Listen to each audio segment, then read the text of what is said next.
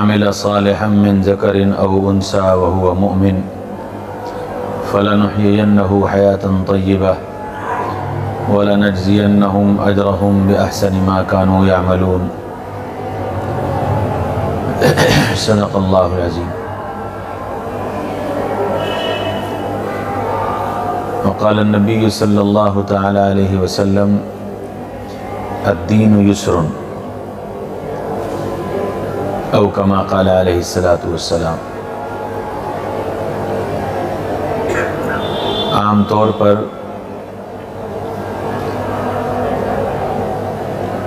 دنیا میں باطل نے یہ بات مشہور کر دی ہے کہ دین پر چلنا بہت مشکل ہے اور دین پر چلنا ہر ایک کے بس کی بات نہیں ہے. حالانکہ اللہ کے نبی صلی اللہ علیہ وسلم نے فرمایا کہ دین بہت آسان ہے. تو اب ظاہر بات ہے کہ اللہ کے نبی کی بات تو غلط نہیں ہو سکتی. مسئلہ یہ ہے کہ ہم نے دین کو مشکل بنا لیا ہے. اور دوسری بات یہ ہے کہ قرآن پاک میں اللہ تعالیٰ نے فرمایا کہ ہم نے انسانوں کو اور جناتوں کو صرف اپنی عبادت کے لیے پیدا کیا ہے. تو اب ظاہر بات ہے کہ اگر صرف عبادت کے لیے پیدا کیا گیا تو پھر زندگی کا کوئی عمل ایسا نہیں ہے جو عبادت نہ بن سکے. کیونکہ اگر وہ عمل عبادت نہیں بن سکتا تو پھر قرآن کی آیت غلط. اللہ یہ کہہ رہے ہیں کہ ہم نے صرف عبادت کے لیے پیدا کیا اور انسان زندگی میں سینکڑوں کام ایسے کر رہا ہے جن کو وہ یہ سمجھتا ہے کہ یہ عبادت نہیں ہے.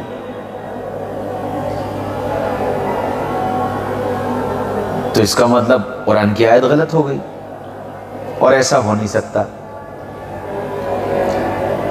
پتہ یہ چلا کہ جتنے اعمال ہیں جو انسان کی زندگی میں 24 گھنٹے میں آتے ہیں یا وہ کرتا ہے ان کو عبادت بنایا جاتا ہے. اور عمل عبادت بنتا ہے نیت سے کہ یہ کام ہم کیوں کر رہے ہیں. جیسی نیت کرے گا نیت کے مطابق وہ عمل عبادت بنے گا. اچھا، دوسری طرف اللہ کے نبی فرما رہے ہیں کہ دین آسان ہے. تو پتہ یہ چلا کہ دین پر ہر حال میں اور ہر ایک کے لیے چلنا ممکن ہے. جب آسان ہے تو آسان چیز تو ہر آدمی اختیار کر سکتا ہے. تو ہر حال میں ہر ایک کے لیے اس دین پر چلنا ممکن ہوگا. تو اب ہم غور کریں کہ ہم کن چیزوں کو دین سمجھ رہے ہیں اور کن چیزوں کو دین نہیں سمجھ رہے ہیں. یا یہ سمجھتے ہیں کہ جی یہ دین نہیں بن سکتا. عام طور سے دین کا تصور یہ ہے کہ جی 5 وقت کی نماز پڑھی جائے، قرآن پڑھا جائے، ذکر کیا جائے، تسبیح پڑھی جائے اور سر پہ ٹوپی رکھی جائے، چہرے پہ داڑھی ہو، ہاتھ میں تسبیح ہو. ان ساری چیزوں کا نام دین ہے. سامان کا خریدنا اور بیچنا یہ بھی دین ہے. یہ بات سمجھ میں نہیں آئی کہ سامان کا خریدنا اور بیچنا یہ بھی دین ہے. دوستوں کے ساتھ دوستی نبھانا یہ بھی دین ہے. گھر میں بچوں کے ساتھ کھیلنا یہ بھی دین ہے. ساتھیوں میں مذاق کرنا یہ بھی دین ہے. اور اس سب کی مثالیں نبی پاک صلی اللہ علیہ وسلم کی زندگی سے موجود ہیں۔ آپ صلی اللہ علیہ وسلم تشریف فرمائیں اور ایک بڑھیا آئی، کہنے لگی یا رسول اللہ میرے لیے دعا کر دیجئے کہ اللہ مجھے جنت میں ٹھکانہ دے دے۔ تو آپ نے فرمایا کہ جاؤ، بوڑھے جنت میں نہیں جائیں گے۔ وہ رونے لگی۔ اس نے پھر کہا کہ یا رسول اللہ میرے لیے تو دعا کر دیجئے کہ میں جنت میں چلی جاؤں۔ فرمایا جاؤ جاؤ، بوڑھے جنت میں نہیں جائیں گے۔ وہ اور رونے لگی۔ تیسری مرتبہ اس نے پھر کہا کہ یا رسول اللہ میرے لیے تو دعا فرما دیجئے کہ اللہ مجھے جنت میں پہنچا دے۔ تو آپ صلی اللہ علیہ وسلم نے فرمایا کہ میں نے کہا نا بوڑھے جنت میں نہیں جائیں گے۔ تو صحابہ کہنے لگے یا رسول اللہ بوڑھوں کا کیا قصور ہے، بوڑھوں کا کیا قصور ہے کہ وہ جنت میں نہیں جائیں گے؟ آپ صلی اللہ علیہ وسلم مسکرائے، فرمایا کوئی بوڑھا بڑھاپے کی حالت میں جنت میں نہیں جائے گا، کہ سب بوڑھے بھی جوان ہو کر جنت میں جائیں گے۔ تو یہ آپ کا مذاق تھا جو آپ صلی اللہ علیہ وسلم نے اپنے ساتھیوں کے ساتھ بیٹھ کر کیا۔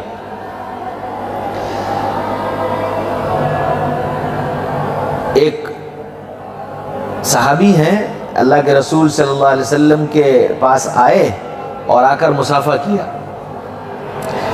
تو ان کے ہاتھوں میں ٹھیکیں پڑی ہوئی تھی، جیسے ہمارے یہاں بیلن چلانے والے اور تار لگانے والے ان کے ہاتھوں میں ٹھیکیں پڑ جاتی، ایسے ان کے ہاتھوں میں ٹھیکیں پڑی تھی۔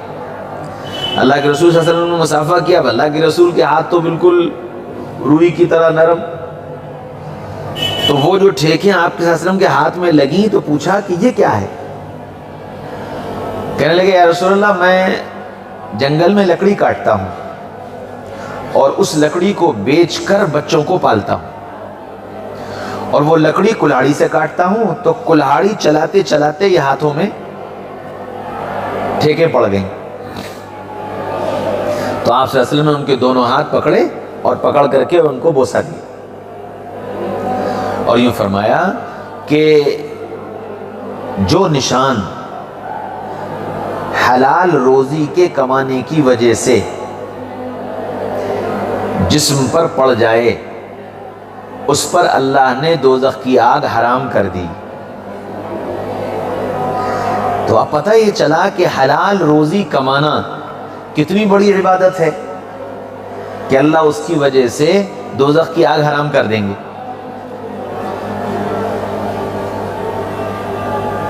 اب کرو کتنا بڑا کاروبار کرو گے اور کتنا لمبا کاروبار کرو گے، نیت کیا ہو کہ میں حلال کماؤں گا اور اپنے بچوں کو حلال کھلاؤں گا، حرام سے بچوں گا۔ بہت سارے اعمال ایسے ہیں جن کو ہم عبادت بنا سکتے ہیں۔ دکان پر بیٹھتے ہیں، گاہک آتا ہے، مال دیتے ہیں، پیسے لیتے ہیں، وہ آیا، اس نے آپ سے مال خریدا، آپ نے سامان تولا، ناپا اور ناپ کر اس کی طرف بڑھا دیا۔ آپ نے اس کو سیدھے ہاتھ سے دیا اس نیت کے ساتھ کہ اللہ کے نبی نے فرمایا ہے کسی کو کوئی چیز دو تو سیدھے ہاتھ سے دو۔ اب یہ دینا عبادت بن گیا۔ اس نے پیسے دیے، وہ بائیں ہاتھ سے دے رہا تھا، آپ نے کہا بھائی سیدھے ہاتھ سے دیا کرتے ہیں، اور اس سے وہ پیسے سیدھے ہاتھ سے لے لیے۔ اب یہ اس کا یہ عمل کہ بائیں ہاتھ سے سیدھے ہاتھ پر پیسے کو منتقل کروا کر اور سیدھے ہاتھ سے لینا عبادت بن گیا۔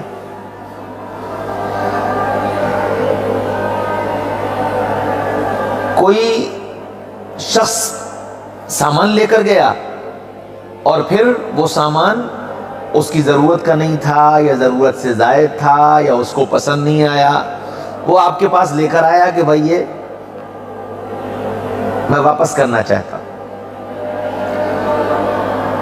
اس کو خوشی خوشی واپس لے لیا۔ فرمایا کہ یہ خوشی خوشی واپس لینا یہ عبادت ہے، اور تجارت کی ایک سنت یہ ہے کہ جب کوئی تم سے مال لے اور پھر وہ تمہیں واپس کرنا چاہے تو تم خوشی خوشی اس سے واپس لے لو۔ ناروے میں ایک شاپنگ مال ہے، تو وہاں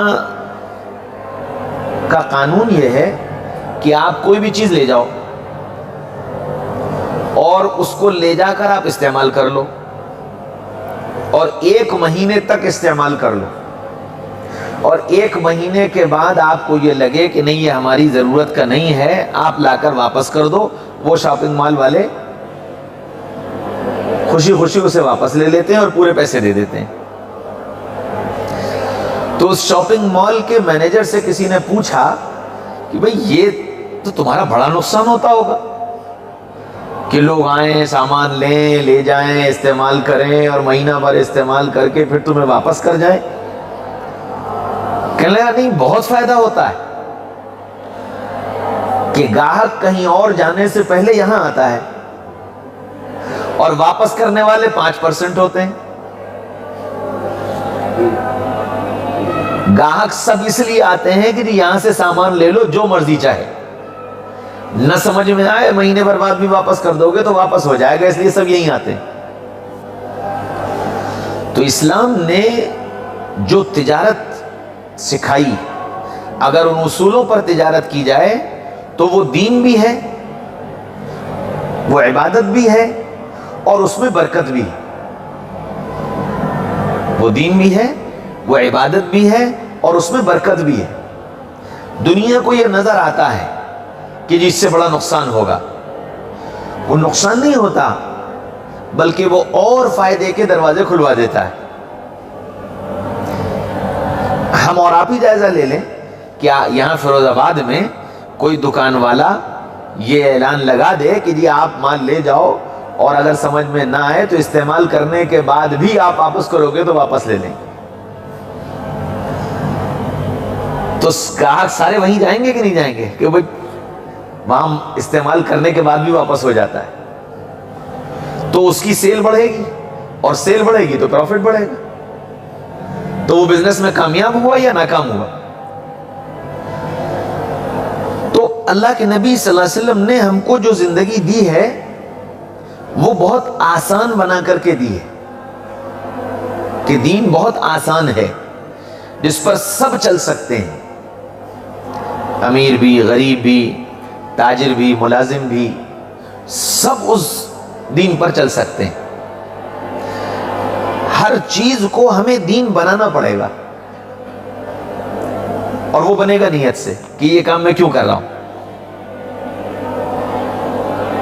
مال کا خریدنا، مال کا بیچنا، مال کا واپس لینا، ان سب میں نیت صحیح کرے تو اچھی نیتوں سے تجارت دین بن جائے گی۔ گھر میں بچوں کے ساتھ کھیلنا، ہنسی مذاق کرنا، ایک تو یہ ہے کہ بھئی ٹھیک ہے بچے ہیں کھیل رہے ہیں، اور ایک اس نیت سے کہ اللہ کے نبی صلی اللہ علیہ وسلم گھر میں بچوں کے ساتھ کھیلا کرتے تھے، میں اس لیے کھیل رہا ہوں۔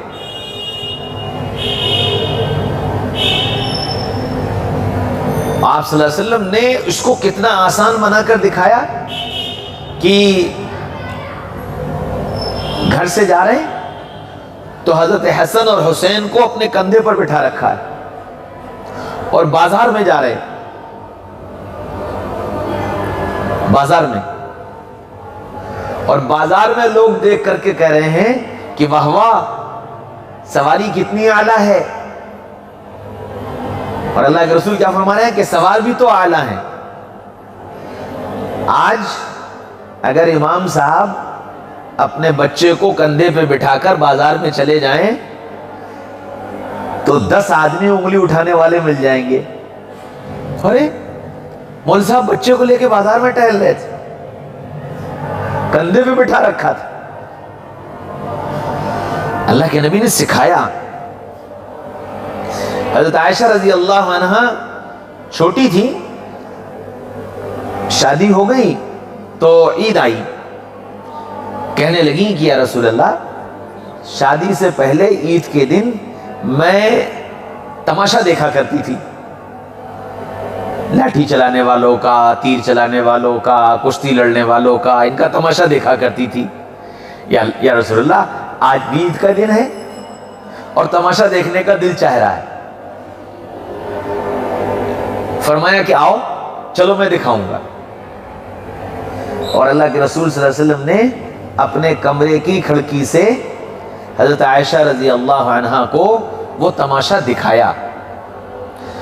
दो रिवायतें, एक रिवायत ये है कि अपना हाथ रखा और हजरत आयशा ने अपनी ठोड़ी आपके हाथ पर रखी, और अल्लाह के रसूल अपने हाथ को जब तक रखे रहे जब तक कि आयशा रजी अल्लाह अन्हा ने अपनी ठोड़ी नहीं हटा ली। और एक रिवायत है कि पीछे खड़ी हुई और कंधे पर अपनी ठोड़ी रखी। अल्लाह के रसूल सल्लल्लाहु अलैहि वसल्लम उस वक्त तक खड़े रहे जब तक कि आयशा पीछे से नहीं हट गई। हम लोगों के यहाँ बुजुर्गी का और दीनदारी का तसव्वुर क्या है? हम लोग यहाँ दीनदारी का और बुजुर्गी का तसव्वुर यह है कि आदमी घर छोड़ दे, कारोबार छोड़ दे, बीवी बच्चे छोड़ दे, मलंग बन जाए,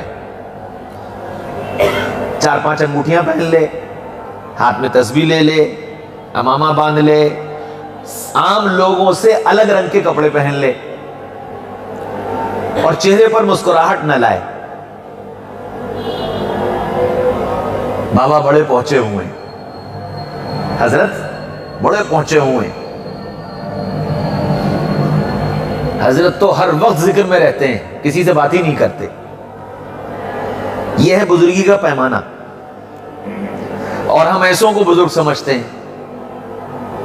और रसूलुल्लाह सल्लल्लाहु अलैहि वसल्लम कैसे बुजुर्ग थे? क्या दुनिया में उनसे बड़ा बुजुर्ग कोई आ सकता है? तो रसूलुल्लाह सल्लल्लाहु अलैहि वसल्लम ने अपनी बुजुर्गी का खाका कैसे पेश किया कि आप सल्लल्लाहु अलैहि वसल्लम घर के अंदर पूछा गया, काना बस्सामन ज़हाकन, घर के अंदर हंसते हंसाते खिलखिलाते मुस्कुराते और घर वालों के चेहरों पर मुस्कुराहट लाते। अब घर वालों के चेहरे पर मुस्कुराहट कब आएगी? जब मैं घर वालों से मजाक करूंगा, जब मैं कुछ हंसी की बात करूंगा, तो पता ये चला कि घर के अंदर की जिंदगी ये है। हमारे यहां बुजुर्ग वो है जो घर छोड़ दे कि जी बड़ी कुर्बानी वाले हैं, 8-8 महीने घर नहीं आते। हमारे यहां कुर्बानी का पैमाना ये है, दीनदारी का बुजुर्गी का पैमाना ये बन गया है। पेशानी पे बल पड़ा रहे, किसी की तरफ मोहब्बत की निगाह से न देखे, किसी की बात पर मुस्कुराए नहीं। ये सब हमारे समाज में बुजुर्गी की अलामतें हैं।